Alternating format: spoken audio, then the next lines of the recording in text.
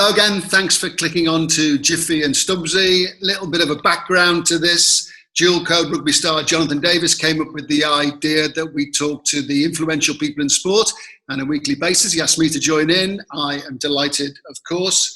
During Series 1, we were joined by the likes of Sir Ian Botham, the Wolves skipper Conor Cody, Lions coach Graham Rowntree. That was terrific. Tour de France winner Geraint Thomas. Those podcasts are still available for people to find and click onto should they wish. So here we go. Jiffy, I like being positive, you know me, but we're not getting very further forward, are we, for sport or society? I'm sorry, I don't mean to be a gloom merchant here, but it's not good. No. It's still difficult.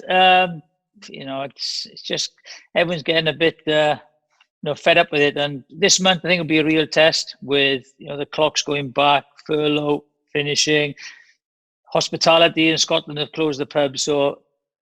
But we've just got to try and I think it's a lot of common sense. So fingers crossed now. Next couple of weeks, lockdowns might be relaxed if the figures drop, but we still don't know, right? Still don't know.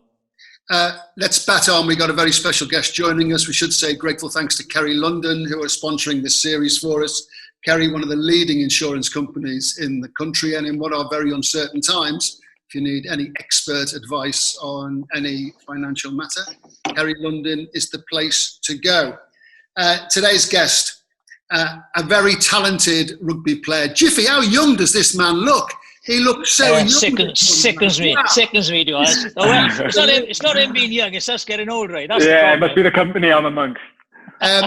Ashton Hewitt plays for the Dragons, tipped to have a very, very bright future in the game of rugby. Jiffy, I'm going to ask you to put your pundit's hat on a little bit later to give an assessment of Ashton's career so far. But first of all, Ashton, I just want to say, well done. You've taken a stand with an article you wrote recently talking about racism in rugby, and you're amplifying the message of rugby against racism. And this article is going to appear, I understand, in the matchday programmes, the Pro 14 games for the next 2 weekends. How did this come about? Can you just give us the background as to what led you to write what is a very, very powerful article? Well, thanks for having me for a start. I think it all came about, I've been quite vocal on social media, which started a few months ago, as I imagine you might have seen. But the article really was just support from the Pro 14, really, to get my message across, because a lot of the time people think as a rugby player that maybe my experiences may be different to, a lot of issues that black people face in society. So I just wanted to express my experiences, what I think people can do, and then what I mean by, what I say and what I support. So I just wanted to get it across to the rugby fans, because to be fair, on social media, I've had some brilliant support from fans from all over, so I thought that they would do something a bit more formal other than just looking at tweets, which might be a bit up and down at times. You've had all about the positive response. It was ultimately, you've had a few horrible messages, but do you think that society today, Ashton, if you speak out and say something, you're always going to get 60, 40, 50, 50, 90, 10% something. So, you just go out there. It's not going to restrain you from, doing more, is it? It's not at all, no. At first I was quite overwhelmed because, like I said, I hadn't really used social media to this extent in the past. So at first I was trying to engage with everyone and anyone, and I quickly learned that that's pretty, it's pretty draining and tiresome. So after I sussed that out a little bit, it got a bit easier. But like you said, it's just society. You're always going to get those people who, have some horrible things to say, but it's the people who are willing to understand and learn and accept that maybe they don't know everything, as none of us do. They're the ones that are worthwhile, and they're the ones that are targeted, really. How have you kind of grown up through the rugby? Have you experienced a lot of racism? Because, I've played with a lot of black players. The first black player to play for Wales, Brownie, played with us, and you had Glenn Webb. So it's very difficult for me to understand it sometimes, because I've always regarded him as one of us, and that's what I'm saying is, to get maybe the abuse that you get is I just cannot get my head around, because if anything, they would take the piss out of me, to be honest, and say, oh yeah, a woolly back from Wild West Trimsaran, like, especially Webby. Webby was so funny and forward, he just put me in my box all the time. Yeah. The thing is, Jeff, is like, as a youngster, it was like racism. As a child, I faced certain incidents that would be you, this and that, and name calling, and there's no real understanding behind what they're saying and what they're doing, and that's why education is so important, because I've had direct racism where it's name calling and this and that, throughout my career, but they're isolated incidents. A lot of it will be the sort of racial banter, which, in all honesty, for many years, depending on the severity, obviously, because some jokes can be more, inappropriate than others, if you like. Yeah. I was finding that the message was getting confused, especially when I was saying what was appropriate and wasn't appropriate, and it was taking a lot of education and a lot of time to explain why I was letting some things go and other things not go, and letting some things go for certain people and not other people. Yeah.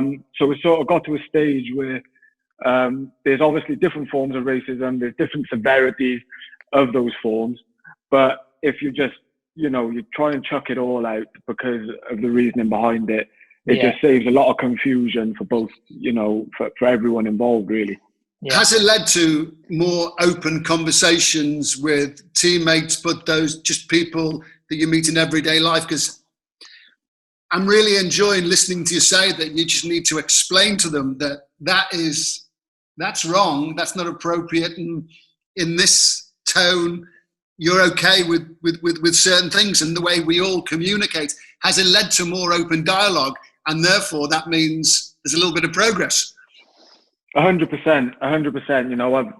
To be fair to the Dragons, Dean, Chappie, our GM, they've given me a platform to sort of express myself and be myself, and speak to the boys and push stuff out. And I've had boys ringing me, texting me, asking me stuff about podcast articles that I've done, to learn more about it, because like I said, we've been, like, some of us have been close friends for years, but this has never really come up as a topic of conversation. So they don't assume, if you take racism outside of rugby, they don't take into my experiences, away from rugby, because, we spend most of our time in the rugby environment. So, they're very shocked to hear some of my experiences, but, I'm yet to have a conversation with one of the boys who's had the same experience as me, whether it comes to police or, abuse from touchlines or whatever it may be. So 100% is progress, because these conversations wouldn't have been happening otherwise, So it is great, and it is moving forward. But I think it's is it educating the ignorant? Yeah, it is, isn't it? I think that's it is. Because the majority I've faced, like I said, I've had isolated incidents of where there's been malice, but the majority of it, racial banter, slurs here and there, it's just, it's a lack of awareness and a lack of understanding of why those, jokes or nicknames or whatever it may be had, where they're rooted and why they're inappropriate. So that's why I've always said, if like, I will never take offense to anyone asking me any question under the sun regarding race or racism, if they're, if it's in a genuine attempt at them understanding and learning, different actions. So 100% is more ignorance than malice and hate. Do you think sometimes as well, a lot of people, in asking you questions, they want to learn? There's a desire there to learn about what is the right way forward here.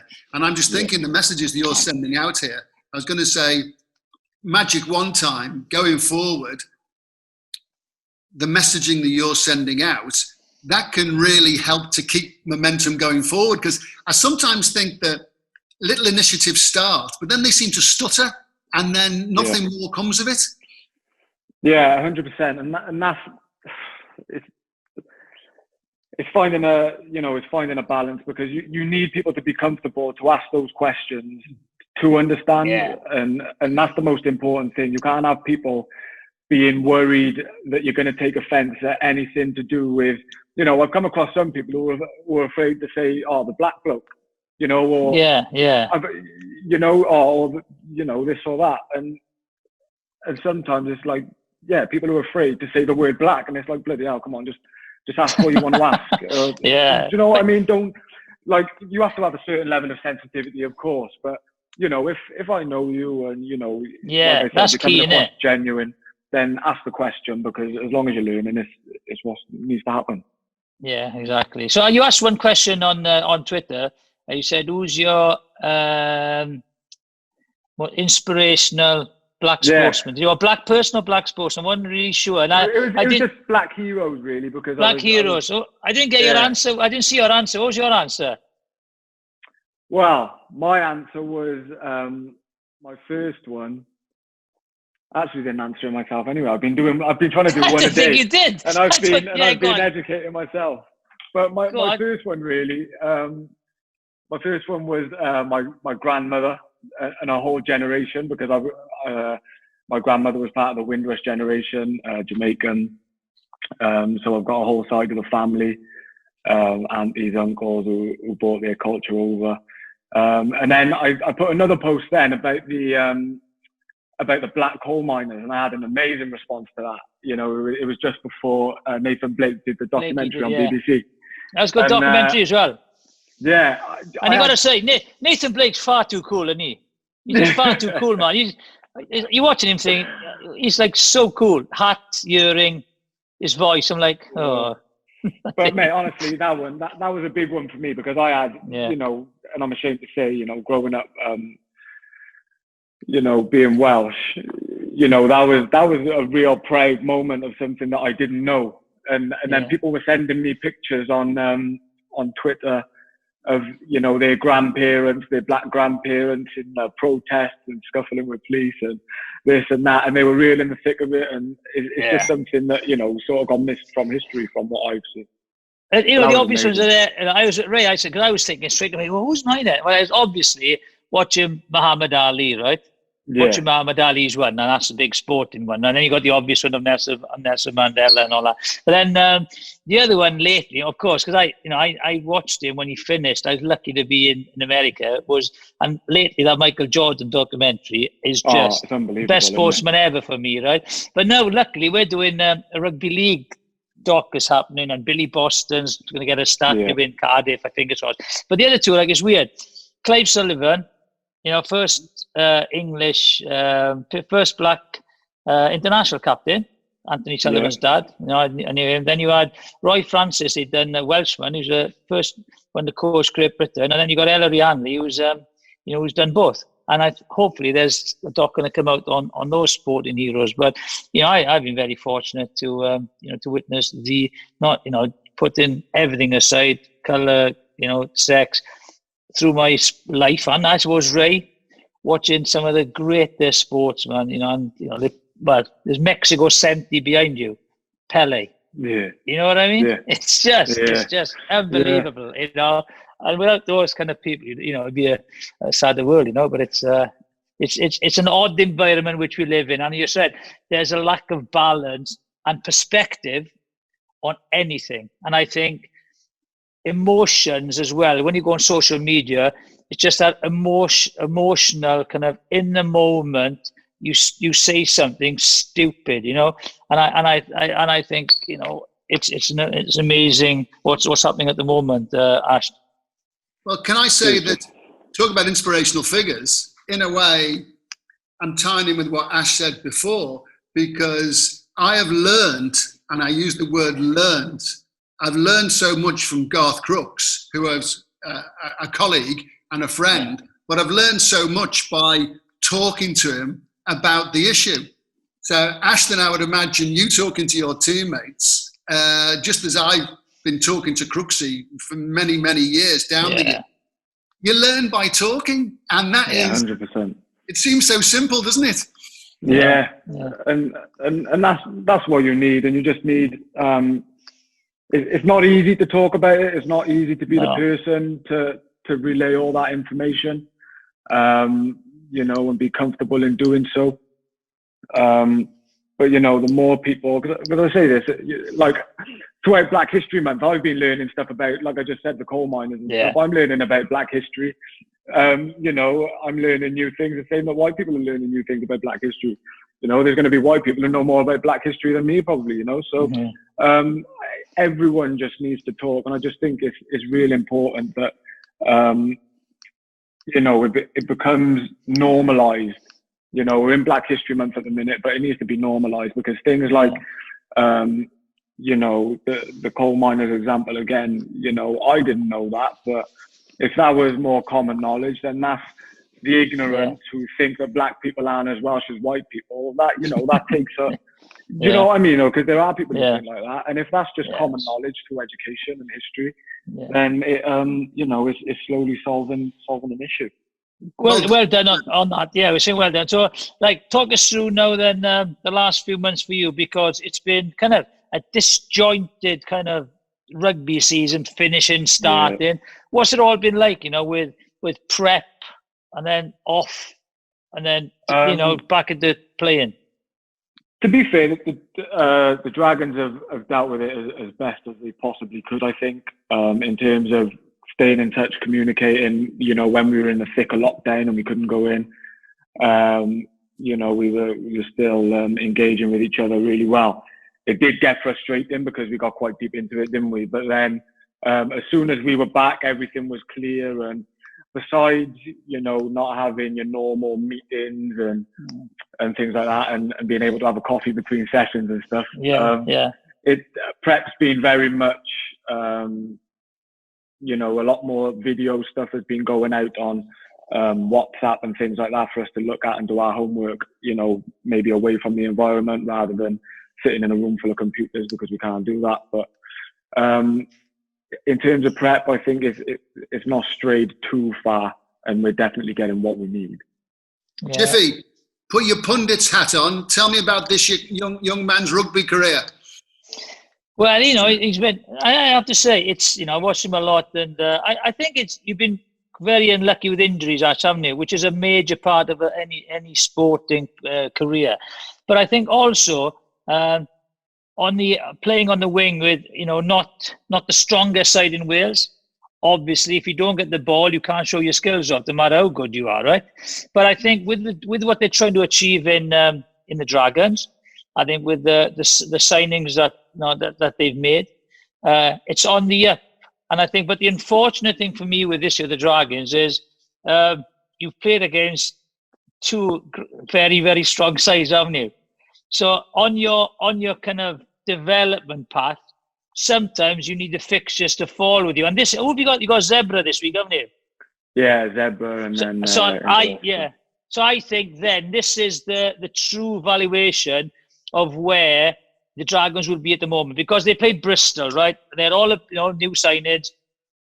It's not, you know, Bristol are a good side, and I think, you know, that was a tough game. And then Leinster, first game of the season, well, Leinster seconds beat Ulster to win the, you know, the Pro 14. So it's been a tough ask. So and again, I think it's keeping perspective. You know, and let's calm down now. But you've scored a couple of lovely tries, good finish on the weekend. You must be unlucky because you put yourself in the frame for Welsh selection, actually. But, you know, obviously you're going to be disappointed with not being included. Yeah, there's a bit of disappointment, but, you know, I never, you know, never expect anything. You don't fall too hard then when you don't get, you know, in the squad. So I've always said I got to do my job with the Dragons first, and then, you know, hopefully the rest will take care of itself. But I think as the Dragons, even though it wasn't the result we wanted from the start of the season against Leinster, I think we played some good rugby. Myself personally, I feel, personally, I feel I'm hitting form, and I'm hitting the form that I need to be hitting. And it's the first time I've felt like that really in a couple of years. You know, like you said, injury delays you, slows you down. you know, and messes up your rhythm a little bit. So, you know, I'm feeling good, feeling positive really, despite the, you know, despite not making the squad, and hopefully I can keep this form running. Do you think it's a lockdown issue? Do you think that's benefited you, the lockdown? I know not financially, obviously, and playing, but you know, because of your injuries, you've maybe had, because players have not had a lot of downtime. So do you think that's benefited you and a lot of other players, and now hopefully coming back full time into this season? I think so. Yeah, definitely. You know, we had a long time in lockdown, and then our games were sort of disjointed. So 2 weeks on, a week off, a game. You know, so we had that, and I think we've got the lowest injury rate we've ever had at the Dragons at the minute. You know, so you know, there could be a correlation there with the amount of time the boys had to recover and repair. You know, so it could be. Obviously, you never know, but it was definitely a time where you were able to freshen up and sort of manage yourself a bit better. 100%. How is your game developing, Ash, in your mind? What areas do you think are moving forward, and what are the areas you're looking at where you're targeting, that's where I want to go next?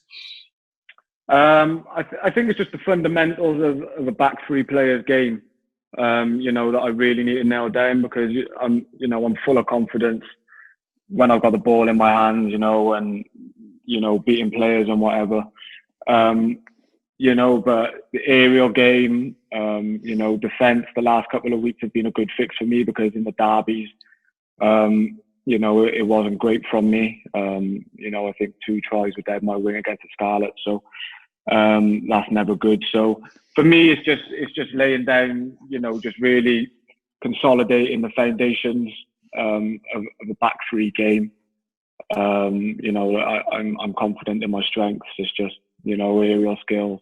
Do you have anyone you can go to, Ash? You know, do anyone, right? Okay, you're looking at, you say it, right? I'm not sure, because I had a young kid from Dragons ring me up last year and asking me a few, you know, of questions, and you know, I just had to sit down, you know, and chatted to him. So, do you have anyone you can go to look at this back three position now? You should be on a piece of string where one goes back, one goes across, one goes forward, and you're communicating all the time where you should be standing defensively. If your centre goes in, you know, you go in the same time.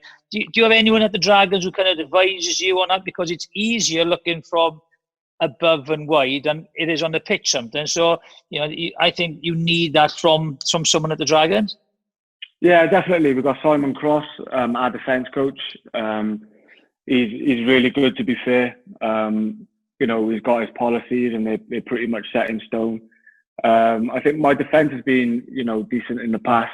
You know, came out of lockdown. I don't know if it was down to rustiness and time away from the game or whatever, but I did make a few errors. But I felt that those errors, bar a couple of misreads against Bristol, I think my defence has been pretty strong the last 2 games against 2 teams who have thrown quite a bit at us. So we do have our system, and we do have someone to relay that system to us.